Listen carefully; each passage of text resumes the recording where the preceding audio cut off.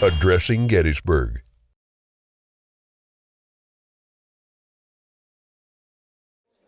Ladies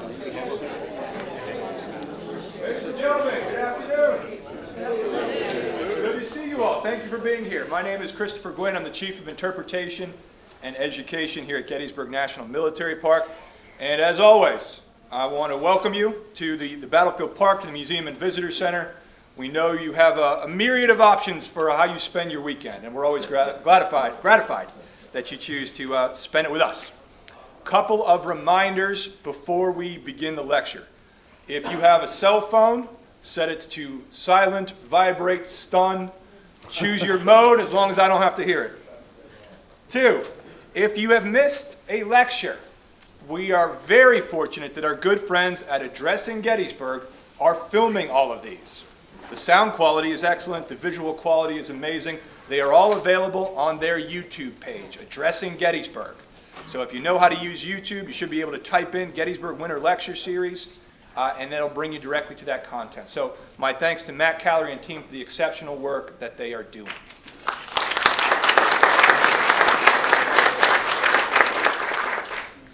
Finally, we are very fortunate to have with us today Daniel Vermilya, who is a park ranger and education coordinator at Eisenhower National Historic Site, of course here in Gettysburg, Pennsylvania. He has previously worked at Antietam National Battlefield, Monocacy National Battlefield, and of course Gettysburg National Military Park.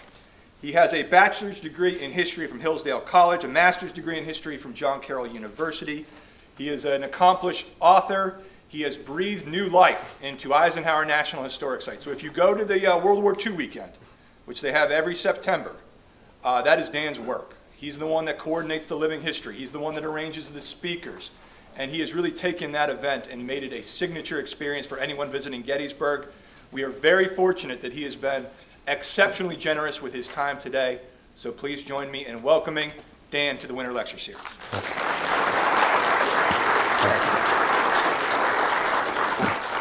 Thank you, Chris. I think that's good, right? We can call it after that intro. Tops anything I'd have to say. Good afternoon, everyone.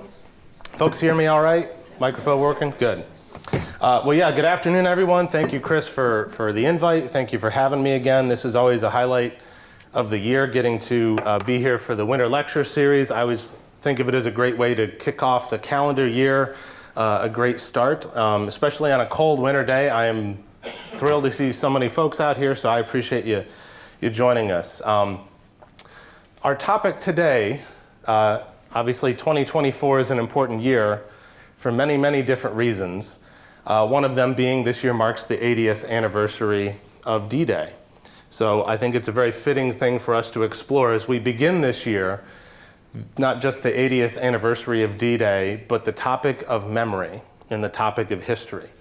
And Gettysburg is a beautiful and fitting place to do that. The national parks here in Gettysburg do tremendous work honoring and remembering the history that took place here. And it just provides us a wonderful place to think, as Joshua Lawrence Chamberlain once described Gettysburg as a place to ponder and dream, a place to think about the past and what came before us. And the question I have up front for us is, what is the purpose of history? Why do we do all this? Why do we have this massive visitor center? Why does the National Park Service preserve thousands of acres of land, not just here at Gettysburg, but around the country? Why does the U.S. government preserve burial grounds for its dead all around the world, including burial grounds in Normandy, near where this photograph was taken? And I think a great place to start is to think about how memory is crafted. So I want to start our program on D-Day 6 years before, July 3rd, 1938, with the dedication of the Eternal Light Peace Monument here on the Gettysburg battlefield. Pictured there is President Franklin D. Roosevelt speaking at the dedication of the monument. Veterans were dwindling from the scene. The world was in a turbulent state. FDR noted, "Immortal deeds and immortal words have created here at Gettysburg a shrine of American patriotism." He went on to talk about drawing inspiration from the past that the country could use to meet the challenges it was facing and the challenges it likely soon would face, and the task of continuing government and democracy despite these challenges. He said, "The task assumes different shapes at different times. Sometimes the threat to popular government comes from political interests, sometimes from economic interests, but the challenge is always the same, whether each generation facing its own circumstances can summon the practical devotion to attain and to retain the greatest good for the greatest number, which this government of the people was created to ensure. What FDR was doing was he was using the past for a present purpose. He was creating memory. That's one of the things that historical memory is. It's how we use the past to inform the world that we live in today and the decisions that we make.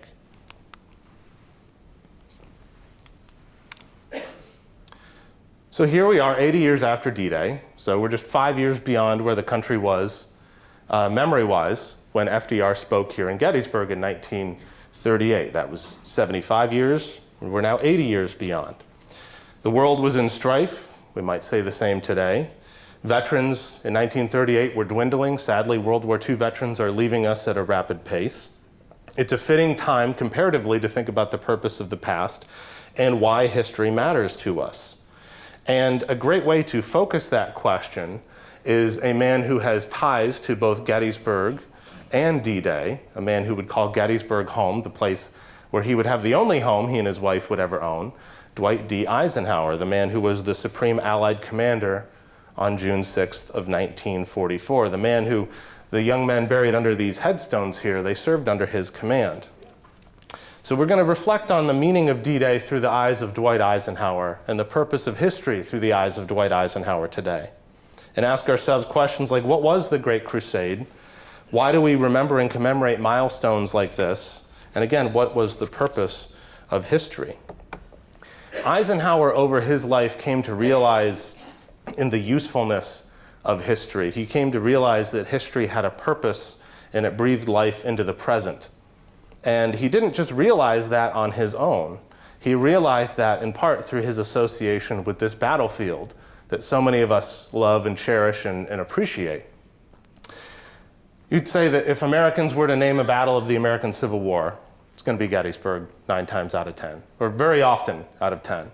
Having worked at other battlefield parks, I can attest that that is true. Gettysburg is the most known battle of the American Civil War. And by and large, if you're going to ask the average American to name a battle of World War II, you're probably going to get one or two responses, either Pearl Harbor or D-Day.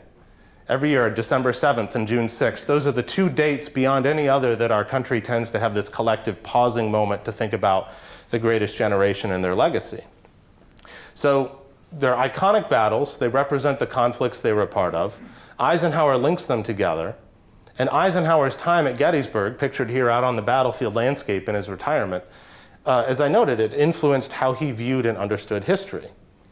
He saw both Gettysburg and D-Day as part of an active past, one that could and should shape how citizens respond to challenges of the present and of the future. A year or two ago, I had the privilege of getting to talk with David Eisenhower out at the Eisenhower home here in Gettysburg. David's Ike and Mamie's grandson. He was bringing his family by to see the home, walk around with his own grandson. And as we were talking, he made note that his grandfather referred to Gettysburg as the D-Day of the 19th century, and that it had this world-changing impact on everything, really, in its iconic status. Again, both have come to represent the wars they were a part of. So we're going to think about memory through the lens of Eisenhower, with Gettysburg informing his view of history and how we use that view to shape the memory of D-Day today. It's partly to limit the scope of this because, believe me, if we were just going to talk about the memory of D-Day, that could be the lecture series, the whole thing. And I don't have that much in me. So I also think it's fascinating because the commanders of Gettysburg did not live that long after the Civil War and after this battle. They did not play a role in actively shaping how this battle and how their own contributions to it were remembered. Eisenhower lives for 25 years after D-Day, and that memory is living with him. So that's what we're going to look at here today. So what did history mean for 34th President of the United States, Dwight D. Eisenhower? It meant different things to him at different times in his life, is the beginning answer to that question. When he was young, he liked to read. A lot of us like to read. I do. He said, "My first reading love was ancient history." And I know this statement will apply to many of us here. When Eisenhower was young, his mom had to hide his history books to get him to do his chores. Sounds like all of us here, right? If I've heard it once, I've heard it 1,000 times. But writing on his interests in early history, he said, "For me, the reading of history was an end in itself, not a source of lessons to guide us in the present or to prepare me for the future. I did not know what opportunities were there for learning. I read history for history's sake, for myself alone." That is Eisenhower speaking of his young, budding interest in history. But growing up in Abilene, Kansas in the 1890s and early 1900s, he's interacting with Civil War veterans. They're still around. They're still on the scene. He's hearing stories from them. And he would also note that he thought it was utterly strange that he would go on to live in a place like Gettysburg, having spent so much of his early life talking with Civil War veterans in his hometown of Abilene. But what got him from this starting point to seeing the usefulness of history was Gettysburg. What got him from, I like to read history just because I like to read about it, to, oh, history shapes the world we live in and it shapes us. Gettysburg is what got him there, and his trips here. His first trip to Gettysburg, 1915. I've used this image in many programs, many lectures past. The West Point class of 1915, the class the stars fell on, more members of that class reaching the rank of general than any other. Eisenhower's there. I was going to make you just guess where he was in the picture, but I'll make it easy on you. But the steps of Christ Lutheran Church here on Chambersburg Street. He came here with his West Point class to do a staff ride, something that still happens every year here at Gettysburg. Military groups coming to do staff rides, learning from the battlefield landscape. 3 years later, Eisenhower's back. That's not Ike, I should know. That's not him, best as I can tell. Eisenhower is back commanding Camp Colt, the tank training camp on the Gettysburg battlefield in 1918. It wasn't the assignment he wanted. He wanted to be with his fellow West Point classmates, his fellow Army officers going to France, getting combat experience in the Great War. Nobody knew it as the First World War at the time, the Great War. But instead, he's here in Gettysburg. And one of the things he would do when he was here at Gettysburg, he faced a lot of challenges. Not having tanks to train with for several months for a tank training camp, that's problematic. Spanish influenza hitting the camp in the fall of 1918. He's facing challenges. One of the things he did was he went to the National Cemetery, went to as close as he could guess where Lincoln's speech was given. I'm betting he, like many of us today, engaged in the speculation about where it was given. But he went close to the spot where the speech was given, and he read the speech to himself as a way of drawing inspiration for the problems he was facing. And also at that summer, his first public utterances, as far as I can tell, about Gettysburg in the past, when he was quoted in the Chambersburg Public Opinion in July of 1918, being asked about the comparison between the Civil War and combat in France in the Great War. And he actually said the casualties at Gettysburg were worse percentage-wise, in that Lee lost a third of his army, Meade lost a quarter of his army. A man has infinitely more chances now than he had then, notwithstanding all the powerful instruments devised since Gettysburg, and more particularly since the beginning of the World War.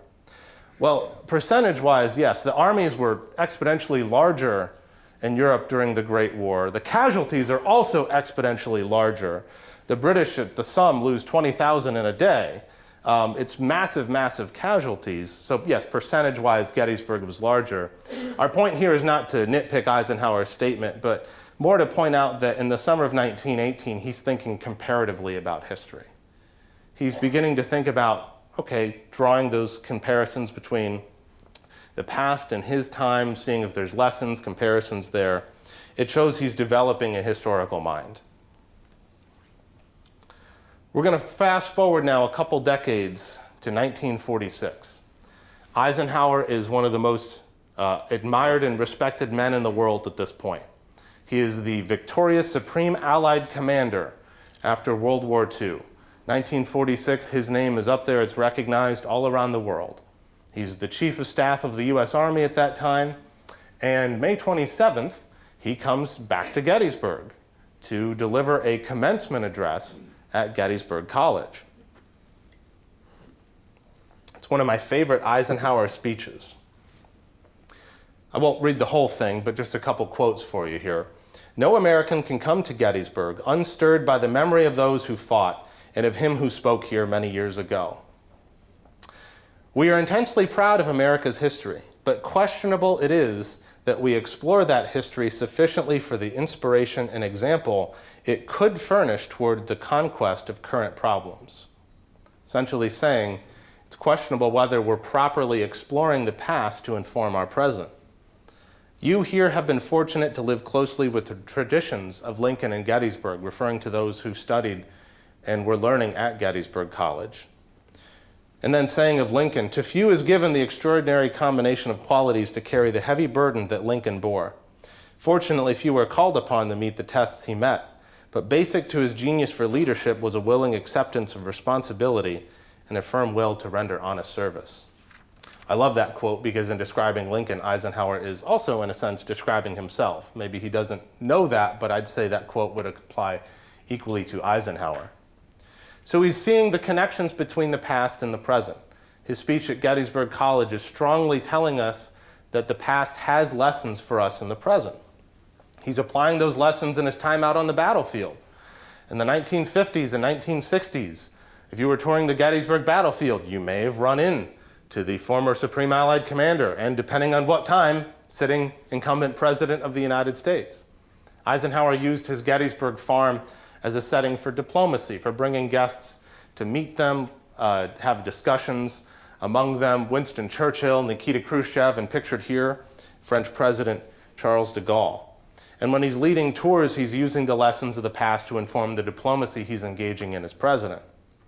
As he wrote about Gettysburg in his memoir, At Ease, Gettysburg, in fact, was a demonstration of what a tiny portion of what a nation's number can accomplish in the shaping and making of history. So history is firmly gone from something he'd just like to read about to this is something that is influencing my movements as President of the United States. It is shaping the course of nations. I should note that when Eisenhower is spending time here out on the battlefield landscape, he's also here with some of his contemporaries from the Second World War, including pictured here, as many know, Sir Bernard Montgomery. Now this could be its own lecture topic. Montgomery's visit to Gettysburg, and it's on my mind someday to do this as a lecture topic because it's a fascinating one and something we don't have time to really dive into here today. Montgomery and Eisenhower through the years had their own varying recollections of their track records in the Second World War. Montgomery famously got Eisenhower into trouble during this visit for making comments to the effect that Lee and Meade should have been fired for their actions at the battle. And Eisenhower astutely noted that historians in the future might say similar things about he and Monty from the Second World War. In fact, there was even an editorial cartoon published at the time showing the ghosts of Lee and Meade critiquing Ike during the Battle of the Bulge. So it was a whole thing, a tempest in a teapot, it's been said as. But it shows that he's using the battlefield, engaging with his wartime subordinates and contemporaries. The battlefield was a place for him to engage with and contemplate. But he also spoke about the meaning of all of this as well on numerous occasions, including throughout the Gettysburg Centennial. The Civil War Centennial more broadly, he had multiple speeches and appearances, but in the Gettysburg Centennial specifically, in 1963, he spoke on June 30th, on the eve of the Battle of Gettysburg Centennial, about the meaning of the past, drawing inspirations of the bravery of soldiers who fought at Gettysburg as an example for Americans to learn from and head towards in the turbulent times of the Cold War. And on November 19th of 1963, he spoke on the centennial of the Gettysburg Address. Noting, we read Lincoln's sentiments, we ponder his words, the beauty of the sentiments he expressed enthralls us, the majesty of his words holds us spellbound, but we have not paid to his message its just tribute until we ourselves live it. For well he knew that to live for country is a duty as demanding as is the readiness to die for it. Eisenhower is saying that history is not only something we should learn from, it's a call to action. It's a call for us to, if we're going to honor the past, we have to remember it and live accordingly. To live for country is a duty as demanding as is the readiness to die for it. It's just tribute he's speaking of with Lincoln. And all of that shaped how Eisenhower commanded on D-Day. As we shift from 1863 and its lessons towards 1944. A man who spent formative years and time on the Gettysburg battlefield. Can we see any of that in his leadership on D-Day? I think we can, in several key ways. On June 6th of 1944, Eisenhower was calm under pressure. Specifically on June 4th and 5th of 1944, he was calm under pressure. Because after he gives the go-ahead order to move forward with the invasion on the morning of June 5th, kind of out of his hands. Eisenhower went from having the most important, most powerful decision in the world to make to, okay, everybody's going, they're implementing that order. And what I'm referring to is the delay of the invasion by a day due to weather. But in those discussions, in those meetings about whether to delay the invasion, Eisenhower did not engage in histrionics. He did not engage in dramatics. He was cool, calm, and calculated. Not unlike George Gordon Meade, a man he looked up to. Eisenhower wrote of Meade, his claim to greatness in that moment of assuming command of the Army of the Potomac on the eve of Gettysburg may very well be evidenced by the total absence of the theatrical. When thousands of lives were at stake, there was no time or postures or declamations. How else did Gettysburg shape Eisenhower? August 8th of 1863, after this battle, Confederate Commander Robert E. Lee wrote to Jefferson Davis in Richmond offering his resignation, noting, "No one is more aware of than myself of my inability for the duties of my position. I cannot even accomplish what I myself desire." Lee was taking personal responsibility and accountability for the failure at Gettysburg. Obviously, Davis did not accept the resignation. But is there a parallel with Eisenhower? I'd say so. On the eve of the invasion, Eisenhower wrote this note, and in case of failure message, as it's frequently and commonly referred to as, so that if the invasion would fail, if something went wrong, if any blame or fault attaches to the attempt, as he ended the note, it is mine alone. Now, the note actually is dated July 5th. He wrote it on June 5th, as he would say numerous times. It fell out of his wallet a couple weeks after the invasion and was found. But it showed a belief that accountability and character matter. And how else did Gettysburg inspire his leadership? Eisenhower modeled himself after many leaders, but none more so than Abraham Lincoln. He referred to Lincoln as his ideal leader on numerous occasions. Said Lincoln never slapped a table or assumed the stance of a pseudo-dictator. He was calm under pressure. He talked to others.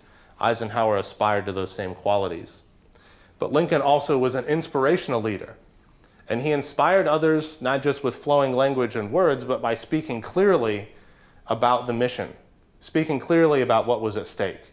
His first inaugural, the second inaugural, great examples of this. But no example is greater than the Gettysburg Address, where Lincoln comes here to this war-torn town. He's surrounded by death everywhere he looks. When he tours the battlefield that morning, he's seeing still freshly dug graves. He's seeing a war-torn landscape. And then he goes and he delivers the speech talking about, we have to continue this because the future of democracy is at stake. Is there a parallel with Eisenhower? I would certainly say so. His order of the day, given to the soldiers, sailors, and airmen of the Allied Expeditionary Force, handed out with paper copies, read aloud over loudspeakers on ships before men embarked into their landing craft to head towards the shores of Normandy. You are about to embark on the great crusade towards which we have striven these many months. The eyes of the world are upon you. The hopes and prayers of liberty-loving people everywhere march with you. Saying that their task is to bring about the destruction of the German war machine, the elimination of Nazi tyranny over the oppressed peoples of Europe, and security for ourselves and a free world. No small task. But he drew these lessons, and in crafting this, inspired others to work towards what he called the Great Crusade in that message. And we might say that Eisenhower began shaping the memory of D-Day on D-Day by referring to it as the Great Crusade. He is telling those under his command that they are involved in something that has almost religious tones to it. When the word crusade is often associated with that, a righteous tone to what they're doing. His order of the day might be one of the most, if not the most well-known American documents from the Second World War. I would say for a man who went on to be president, the order of the day, is the most well-known document from Eisenhower's lifetime. A lot of folks might remember him for his farewell message talking about the military-industrial complex. I think the order of the day is the most widely associated with Eisenhower. As he would later write, belief in an underlying cause is fully as important to success in war as any local spirit or discipline. Historian Michael Dolsky notes that in the order of the day, Eisenhower expressed a paradigm that would characterize D-Day, the American role in the Second World War, and the man himself for a long time. We might say that this does generally refer to how the United States views D-Day and our contribution to the Second World War. This was the good war. This was the good conflict. It's easier for us to understand World War II perhaps than the First World War because the causes are much more clear in many of our minds, in part because it has this righteous undertones from documents like the Order of the Day. Eisenhower approached D-Day for the rest of his life with great reverence for what it meant, for America's place in the world, and he also approached it with great humility for his own role in the success. And we might say that Eisenhower's Great Crusade, what was it? It depended on when you're talking about in his life. On June 6th of 1944, the Great Crusade is establishing a foothold in Western Europe so that Allied arms could sweep across the continent and defeat Nazi tyranny. May 8th of 1945, the Great Crusade then became taking the lessons of that sweep across Europe and applying them to the world going forward. So how did Eisenhower commemorate D-Day? Again, Lee and Meade did not have nearly the amount of time after Gettysburg that Eisenhower had after D-Day to shape its memory. So that's what we're going to look at for the rest of our program. We've talked about now and understood how Eisenhower came to view history. We've come to understand that Eisenhower saw history as a practical, useful, and essential part of living in being an active citizen, living in the world we live in. So how did his memory of D-Day play with that for the rest of his life? June 1945, he's still Supreme Allied Commander. He sets a D-Day holiday for the first anniversary. Great idea, Ike. Formal ceremonies will be avoided, but insofar as is consistent with the performance of essential duties, June 6 will be observed as a holiday by the Allied Expeditionary Forces. Now that same month, Eisenhower spoke in London, his famous Guildhall address, where he was made an honorary citizen of London, and he noted, "Humility must always be the portion of any man who receives acclaim in the blood of his followers and the sacrifices of his friends." And that same year of 1945, he was featured in a documentary called The True Glory, introducing it, talking about using first-person accounts chronicling the war in Western Europe from D-Day to VE Day. And he introduced the film, dedicating it to, quote, really important men of this campaign. And he noted, teamwork wins wars. I mean teamwork among nations, services, and men. As we go, Eisenhower is going to get more and more specific about the active lessons of D-Day and the Allied coalition for the world and the United States as the Second World War passes into memory. And this is the first example of that. 1946, Ike gave 2 radio addresses on the second anniversary of D-Day.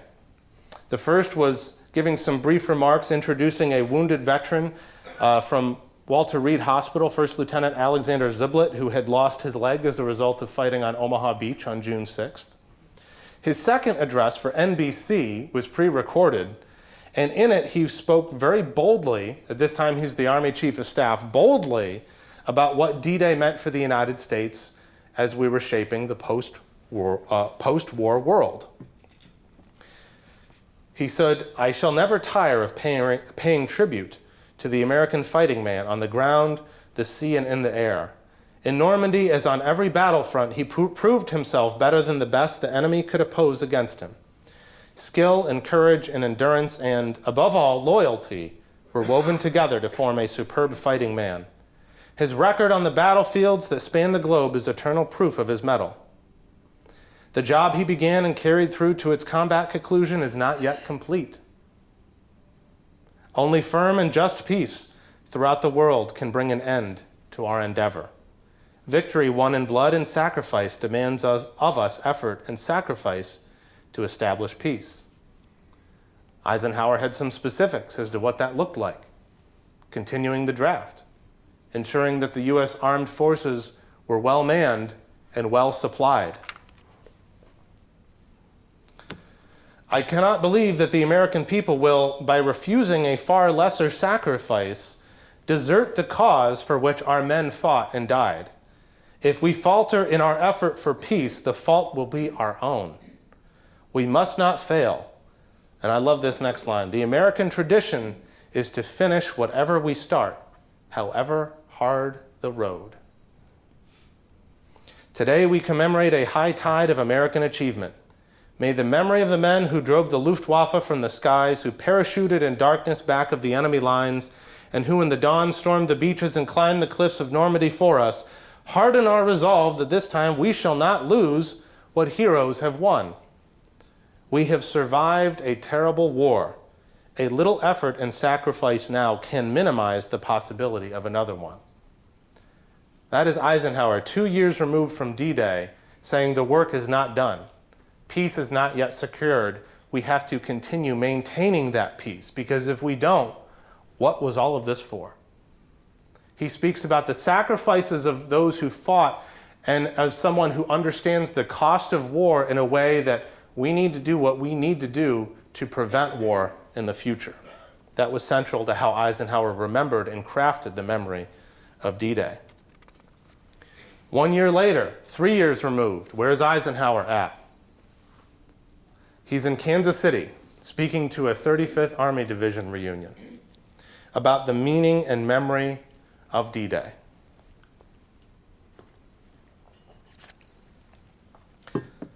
On this day, 3 years ago, I issued an order of the day to the great force of freemen that carried the battle to the German war machine.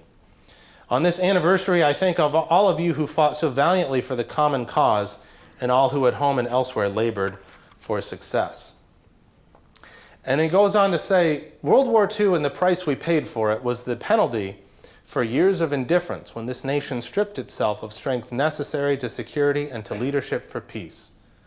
Because we did not sustain the peace, we drifted into danger and freedom was jeopardized.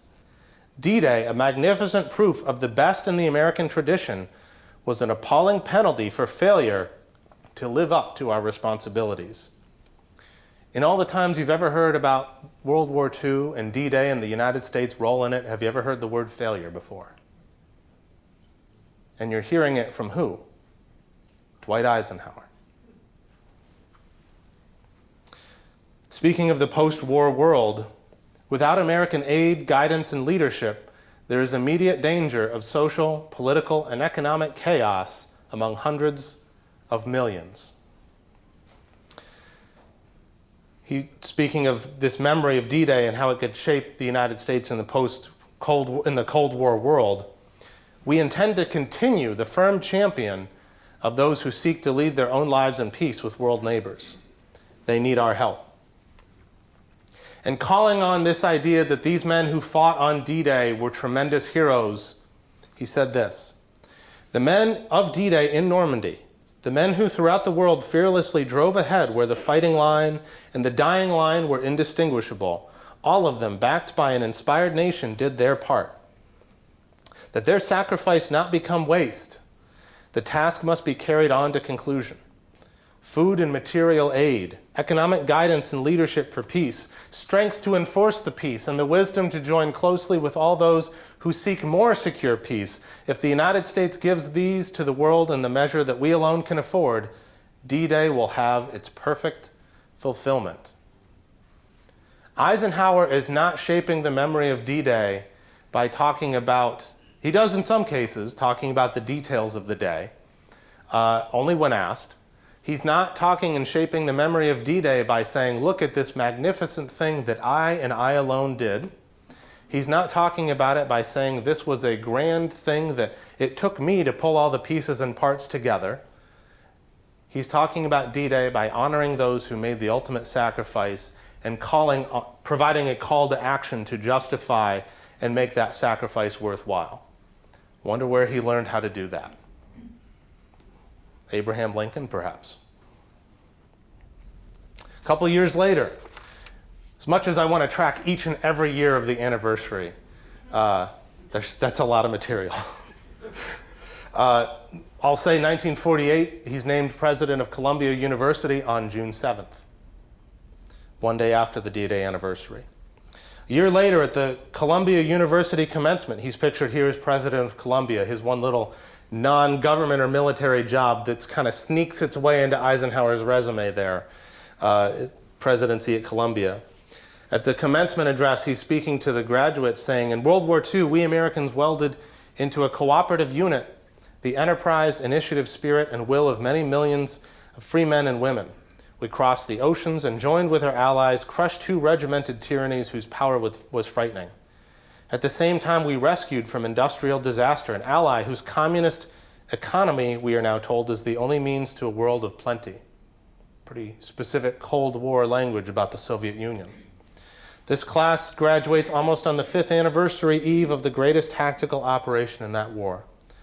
D-Day was possible only through the cooperative outpouring of strength and spirit and resolution by 140 million Americans and their free allies. If, in the tragic waste of war, we could so magnificently prove the strength of our system founded on human freedom, what challenge is there in the future that we cannot meet? The worker of miracles is teamwork. Saying, we did this 5 years ago as a nation, together, not me, 140 million of us. If we did it 5 years ago, imagine what we can do now and in the future. After Eisenhower's time as the president of Columbia University, President Truman asked him, Ike, I need you to go back to Europe, this time Supreme Commander of NATO. While in Europe as Supreme Commander of NATO, Eisenhower made a visit to Normandy on June 6, 1951 for the D-Day anniversary. One of the only ones that he actually spent in Normandy itself. He left his Paris headquarters that morning with Mamie, and he made 3 stops in Normandy. No, I don't believe the dummy paratrooper on the church was there when Eisenhower was there, but that is meant to honor this 82nd Airborne, the replica of John Steele there on the steeple in St. Mary-Glise. Eisenhower first stopped at St. Mary-Glise, made some brief impromptu remarks that the soil of France is sacred to the freedom-loving world. All aggressors would do well to remember that. After his appearance in St. Mary-Glise, he went to the Normandy American Cemetery at St. Laurent-on-the-Sea. He saw designs for the memorial in progress there, the cemetery not yet officially finalized and dedicated, visited the graves of Teddy Roosevelt Jr. and Leslie McNair, with Mamie laying a wreath at McNair's grave. And afterwards, he went to the British cemetery in Bayeux. And I think it's fascinating that Eisenhower did not give formal remarks at the American cemetery. He did it at the British cemetery, which is a reminder that D-Day was not an American victory. It was an Allied victory. And of course, he's doing this as the NATO commander. In Bayeux, the British cemetery there, it's beautiful. The Commonwealth cemeteries and the American cemeteries around the world are each beautiful in their own respective ways. The headstones of the British cemeteries tend to be a lot more personalized than the headstones of the American cemeteries. It's a fascinating nuance of the memory.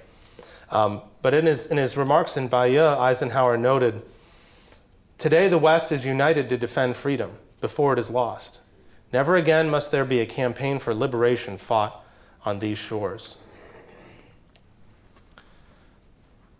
The free world's partnership for peace will endure because its high purpose is to assure for ourselves and for all who in good faith join with us the freedom demanded by the dignity of man. Freedom is not won and forever possessed. It must be re-earned every day in every generation.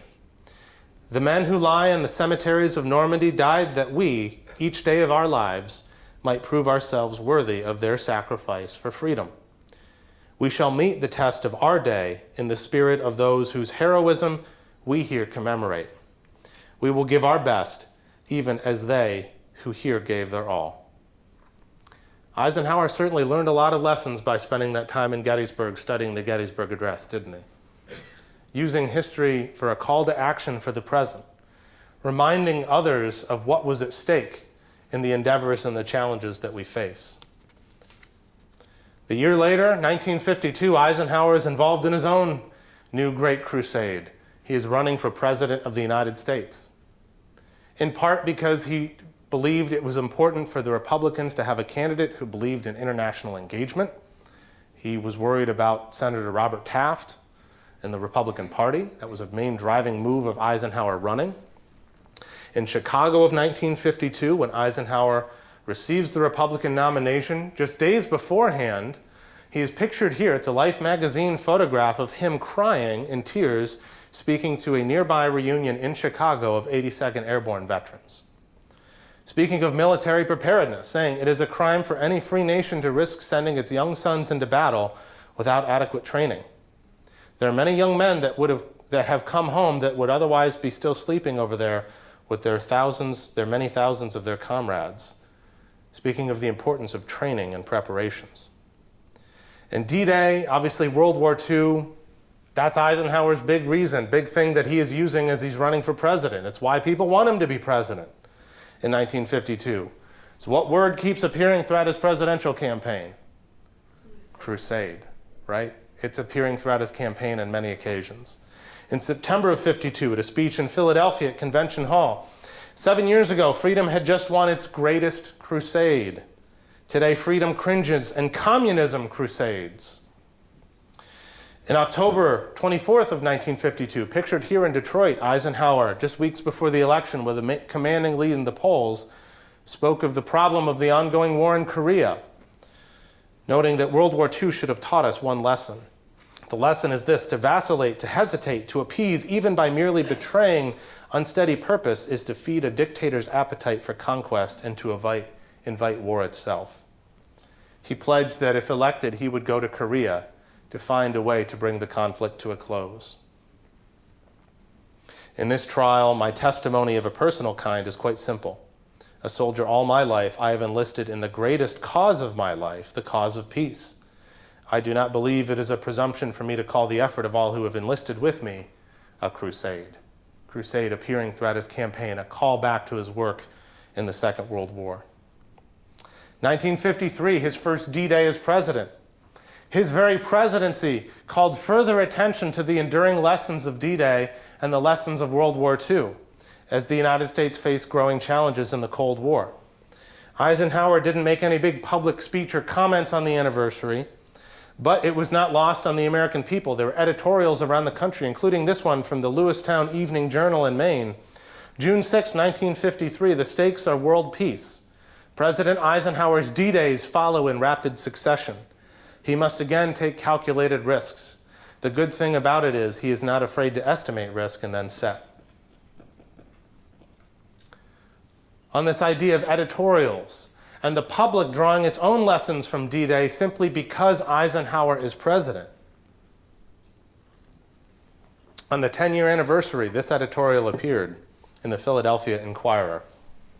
An ex-GI tourist sitting on Omaha Beach 10 years later, looking at a world at war with war clouds on the horizon with the question, what happened? The editorial from the Inquirer: today we remember the heroism of the men of the Allied armies who died in the war, but did so much to win it.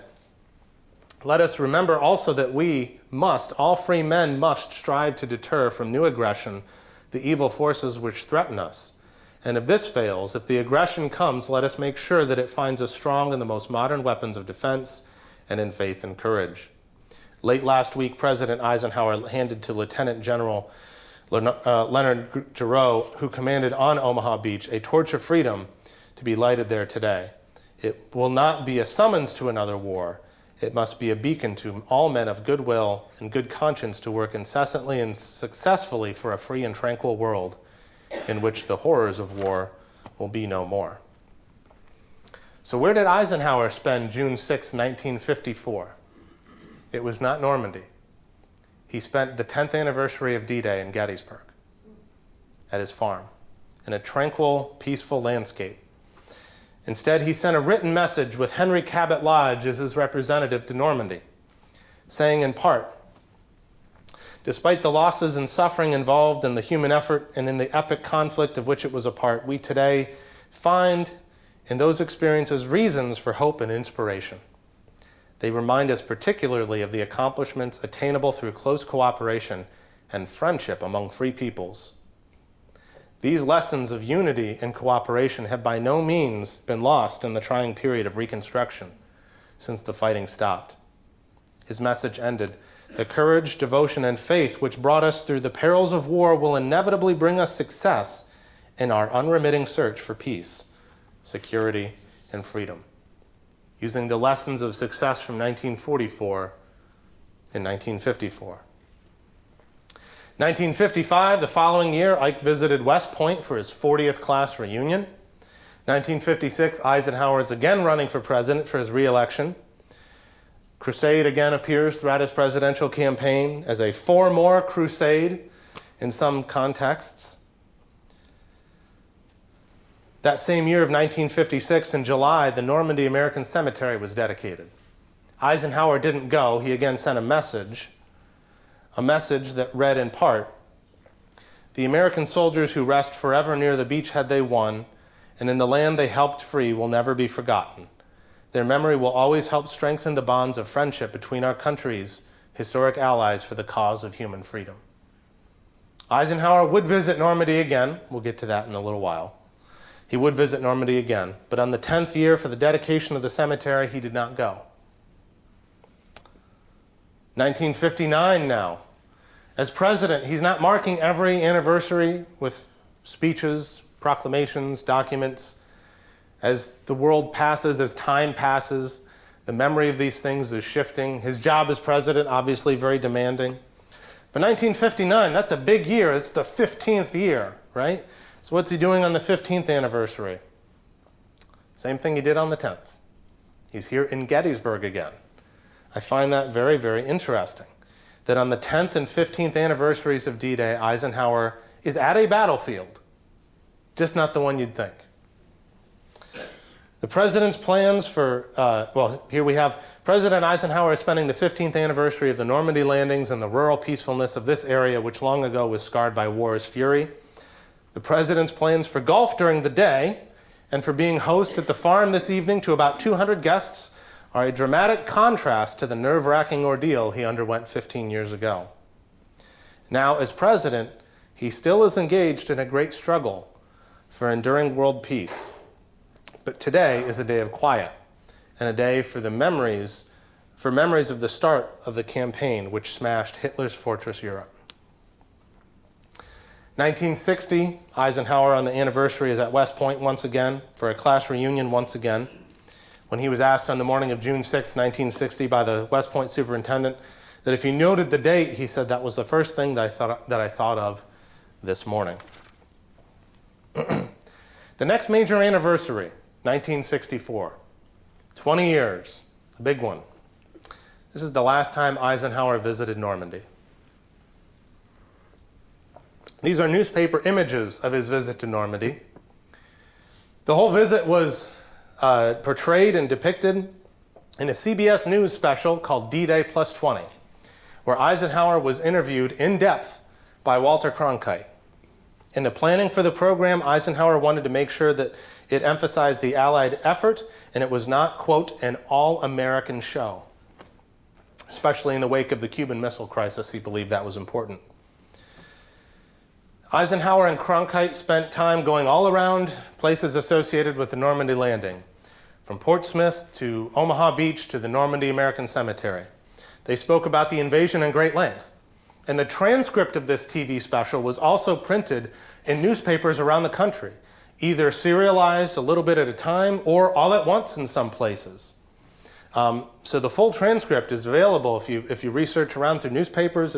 The whole actual video footage of it can be found on YouTube as well if anybody wants to spend an hour and 20 minutes listening to Walter Cronkite and Dwight Eisenhower. So you're spending an hour listening to me, so I'm just saying. You might want to. But it's fascinating to listen to. Among the things that Eisenhower said when he was standing with Cronkite on Omaha Beach, he said, "You see, today there's people out swimming in the water of Normandy. They're playing on the beach. If you go to Normandy today, any of you, you'll see that's still the case today." This is what Eisenhower said to Cronkite. "Walter, it is almost unreal to look at it today and remember what it was. The horizon is peaceful and the sky is vacant. And there's no smoke and fire and all the rest of it. But it's a wonderful thing to remember what those fellows 20 years ago were fighting for and sacrificing for. what they did to preserve our way of life. Not to conquer any territory, not for any ambitions of our own, but to make sure that Hitler could not destroy freedom in the world. I think it's just overwhelming to think of the lives that were given for that principle, paying a terrible price on this beach alone, overlooking Omaha Beach, which you see in this photograph here. I took this image when I was 18. On that one day, 2,000 casualties. But they did it so that the world could be free. It just shows what free men will do rather than be slaves. Of the cemetery, he told Cronkite, "It is beautifully done and brings back many memories for me." 3 years later, Eisenhower participated in the dedication of a D-Day mural at West Point. The class of '44, which his son John Eisenhower was part of, graduating on June 6th of '44, one of our favorite did you know moments out at Eisenhower at the farm. Did you know Ike's son graduated on D-Day? His West Point portrait hangs in the hallway. The class of '44 dedicated the mural June 2nd of '67. I think with John being a member of the class of '44, safe to say he had an in to get Ike to attend. Hey, Dad, you want to come on up to West Point? We're doing a thing. It'd be great if you could be there. The artist who made the mural was a private in the 82nd Airborne, and he painted a combat scene from Omaha Beach. Eisenhower spoke at the dedication, noting, "The men who went ashore that day down to the last private reached deep for the inspiration and fortitude and discipline and sense of duty. The day still lives vividly in my memory, and I could go on until midnight, but the memories and feelings are treacherous and I may grow maudlin. Those who paid the ultimate sacrifice that day did so in the belief that they were living faithfully to the motto of West Point, duty, honor, country." And he compared the bravery of men from D-Day to those currently serving in Vietnam in 1967. This is true today. Whatever happens in Vietnam, and I can conceive of nothing there but a military victory and giving a chance to that unhappy country to establish itself, it is because our men are inspired to serve their country with the ultimate devotion, and they will never retreat. The press obviously asked him very quickly about that, if he was calling for a victory, full military victory in Vietnam, to which Eisenhower said, "I was referring to it only in the context of 1944. That same year, 1967, with Eisenhower's health declining, later that year he and Mamie would donate their Gettysburg farm to the National Park Service. He actually left the farm for the last time, December of '67. His health took its turn for the worse that winter. He gave an interview to the Gettysburg Times about D-Day and its memory. And from what I can tell, this is one of the last, if not the last, public interviews Eisenhower gave on D-Day to the Gettysburg Times. At the start of the article, it says, "A shade of sadness still settles momentarily on the strong face of General Dwight D. Eisenhower at the mention of D-Day. There's a strong suggestion that he recalls the mental anguish he suffered in those harrowing early morning hours of June 5th, 1944, before sending the invasion forward. The article recalled Ike's decision to postpone, then go forward, his visit to the men of the 101st Airborne, and that he took great pride in that the invasion was an international affair. The article ended by noting that Eisenhower had recently accepted a chairmanship for a fundraising campaign to complete the nave in a 12th century Portsmouth cathedral. The plan was for the cathedral to seat 1,500 and have a plaque listing units that took part in the invasion of Normandy. It was to be finished for the 25th anniversary in June of 1969. Ike didn't live to see it. He passed away March of 1969, 25 years after D-Day. So we've tracked how Eisenhower thought about D-Day for the rest of his life. We've tracked how he started believing history was something fun to read. Through his time at Gettysburg, he came to believe that history had a purpose and an active presence in our lives. History was a call to action for us to honor those of the past by how we live our lives as citizens now and in the future. Ike lived in the shadow of Gettysburg. He lived with the weight of Normandy. D-Day was the victory that made him the man of history and the battle that made him president. For Eisenhower, Normandy was many things. Yes, it was that victory that made him president, but it was also a failure. Anytime a nation must see thousands of its sons die on the sandy soil of another country to fight tyranny, something has gone terribly, terribly wrong. It was a failure to cooperate, a failure to be prepared, a failure to allow warfare to break out instead of negotiations, instead of finding ways to avoid conflict. But when conflict comes, it's also a reminder that sometimes challenges must be met. That's what drove Eisenhower for the rest of his life. The knowledge that D-Day was, yes, a victory, but a failure because war itself is the saddest of all human activities, as he would say about the war in Korea.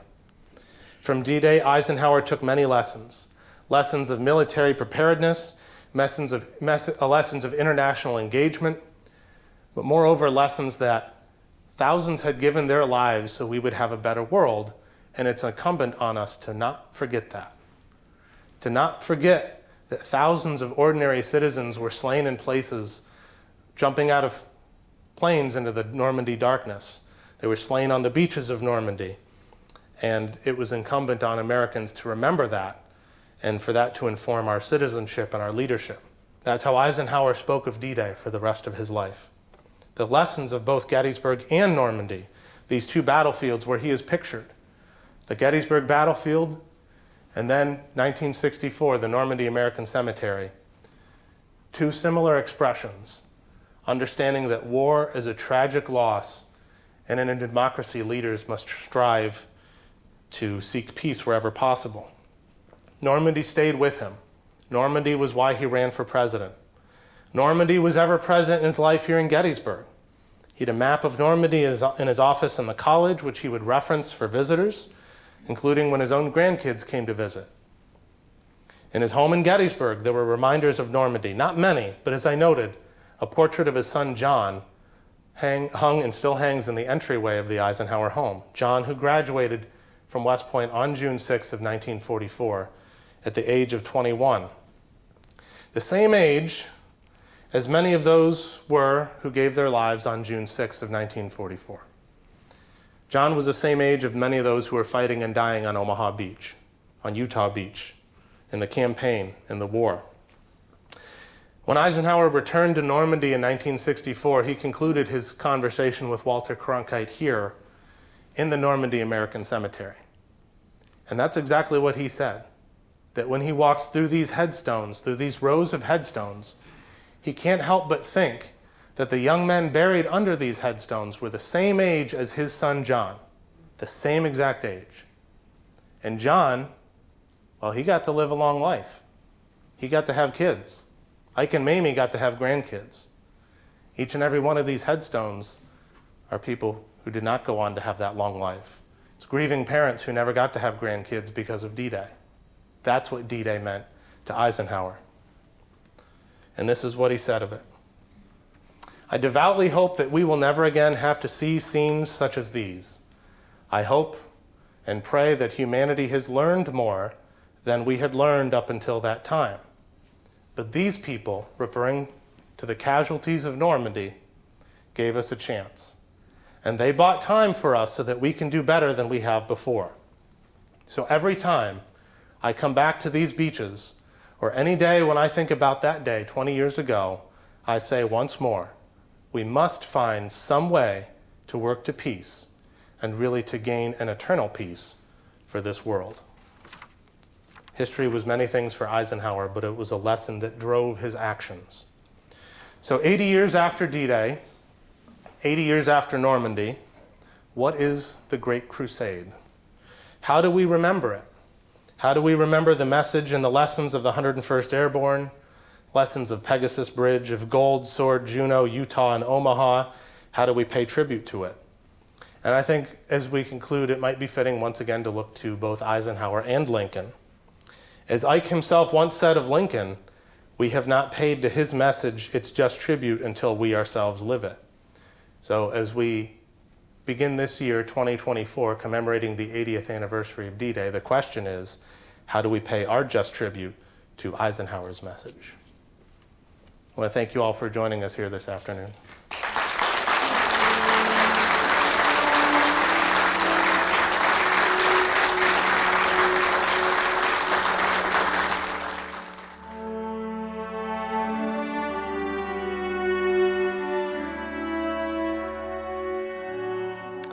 I think Ike as a professor is a very, very interesting thought. He spent so much time reflecting on history and its lessons. Ike sharing those lessons and those thoughts with students would be a very interesting setting. I don't know that he ever really did much of that in terms of staff rides or visits to the battlefield in terms of formal groups, but I think a lot of what he did when he was having leaders and people come to his farm and taking them on battlefield tours was that.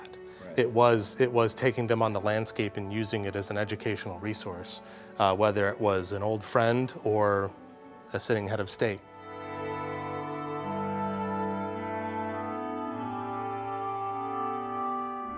I think this was a place that he interacted with early in his life, right? He comes here as a West Pointer, 1915. And then a couple years later, he has this moment of disappointment when he comes back here for Camp Colt.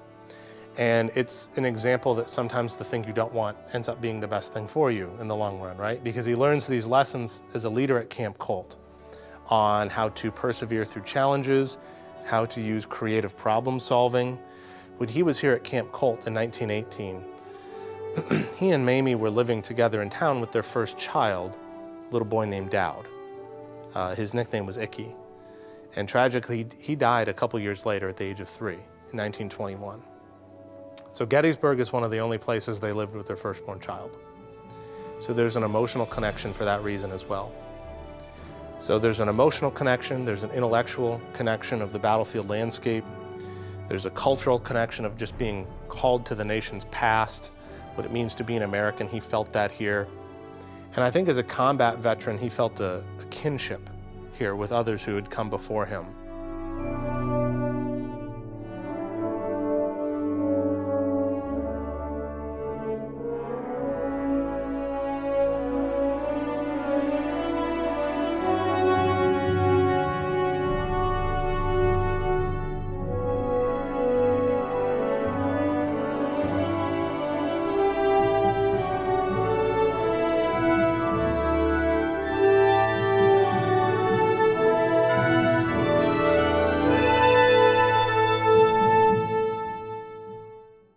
Cool.